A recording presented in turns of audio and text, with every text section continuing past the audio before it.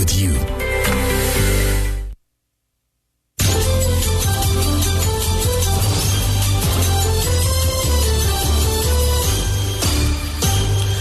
It's 40 days to election 2020. Welcome to your election headquarters. This is Joy News at 6 with me, Bernice Abubeidulansa. It is an offense to possess another person's voter ID card without the person's expressed consent. Don't do that. The news is live on Joy 99.7 FM and Hits 103.9 FM in Accra, on Love 99.5 FM in Kumasi, affiliates across Ghana, including Swiss 93.7 FM in Ho, and worldwide at myjoyonline.com. Coming up, as Finance Minister prepares to present 2021 first quarter budget statement to Parliament today, the minority is cautioning him against covering up what they call the damaged state of the economy. He would seek an attempt to hide behind COVID for very reckless and irresponsible expenditure, which does not respect any rule of prudence and discipline. We've got details. The Finance Minister will be seeking Parliament's approval for 26.7 billion cedis as expenditure estimates for the first quarter of next year. We've got details in business in 15 minutes. An IGP assures the police will hunt down all persons involved in clashes between NPP and NDC members in the Odododio constituency as 2 persons are picked up. Also, demand for better roads takes center stage as constituents of Zebila, Boku and Garu interrogates the policies of parliamentary candidates ahead of the 2020 elections. The name of Boku looks bigger than the town itself. When you look at the inner city roads, very bad. That's coming up shortly. Thanks for your company. The details now. Finance Minister Ken Ofori-Atta will today deliver the 2021 first quarter budget statement to Parliament. Ahead of that, Minority Leader Haruna Idrisu is urging him to ensure he doesn't cover up the extent of damage the NPP administration has caused the economy.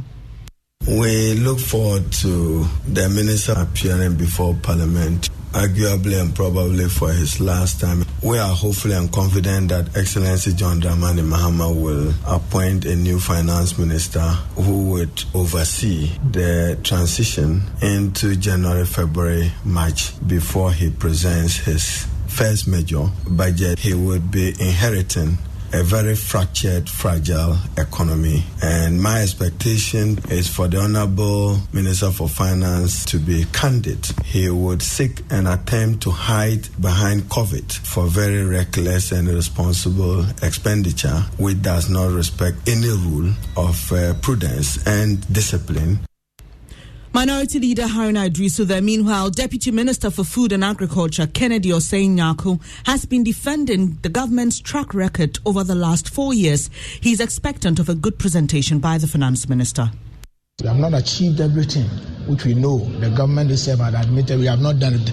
But we have done no less than 80% of our manifesto promises. And that is key. If you're a student and you go and write exams and you get 80%, you are within the A mark, or is it not within the A mark? So it means that the government have performed. Ghanaians know that we have performed, and Ghanaians are going to give us another mandate.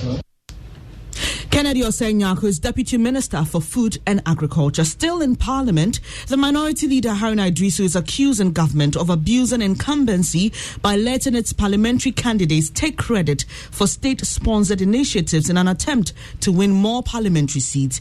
He's, however, predicting the NDC will win majority in the next Parliament. I expect 36 to 47 new seats. In addition to you the can mark my words on 8th December. 5 already. I say with 36 to 47 is our target, and I think that good enough. Minority Leader Haruna Idrisu there.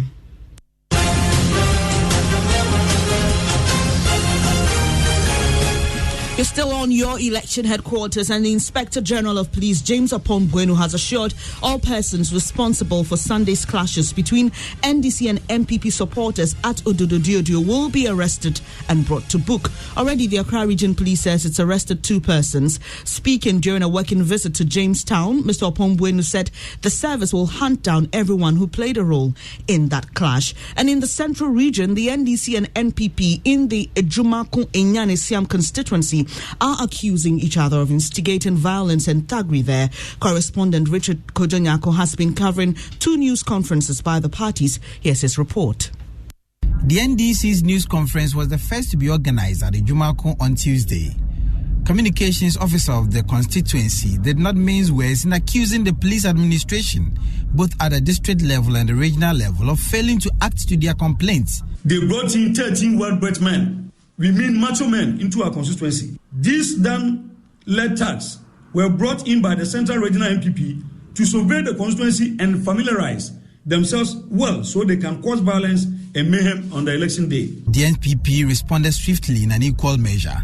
They launched an accusation against Dr. Atufos and the NDC's candidate for sponsoring thuggery. Constituency Secretary Kweku Noah addressed the news conference. There are about 10 cases that we have reported. Some have even left here to the regional police command and they are working on it. So if they have any claim, if they have anything, the police station is there.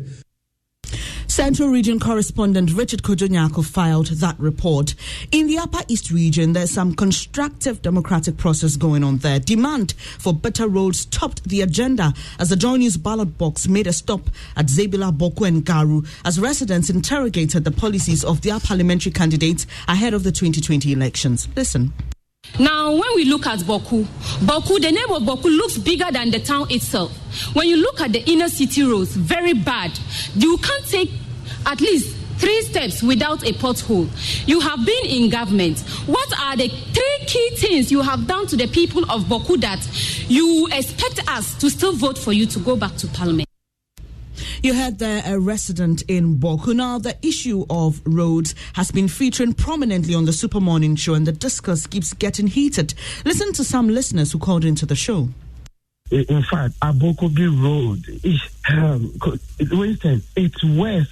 Every part is west. The only road we have there is the Awoshianya Road. That's the main road. There are no lanes. We have more than 20 lanes in the area, and there are no roads in any of the lanes. And the first lane has a very important man. I'm not sure whether it's a DC or an MP or who. And because the road is so bad, the man brought in some heaps of sand, and he was able to put the sand up to the end of his house, up to his gate. So the rest of the lanes and the houses, we are all going through we don't even have roads, so we can't say potholes or manholes. You heard there some listeners who called into the Super Morning Show complaining about the nature of roads in their areas. The conversation will continue this morning right here on this channel, on the Super Morning Show.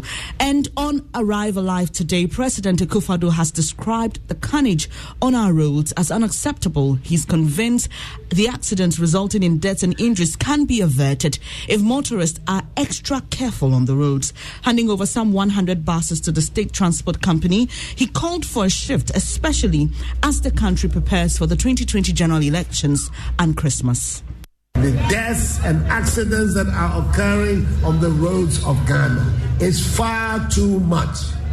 We're hoping that the policies that are about to be put in place by the Transport Ministry are going to be able to curb these things, and everybody will be fair.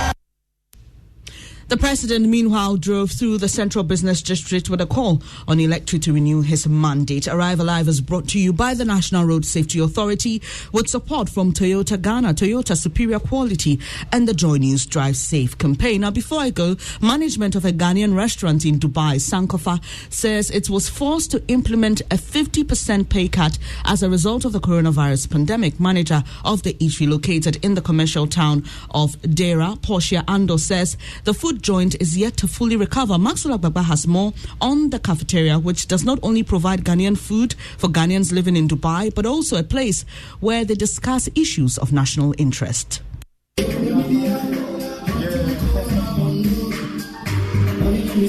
I am on a busy street in Dera, Dubai. Many of the sellers here are seated in front of their shops.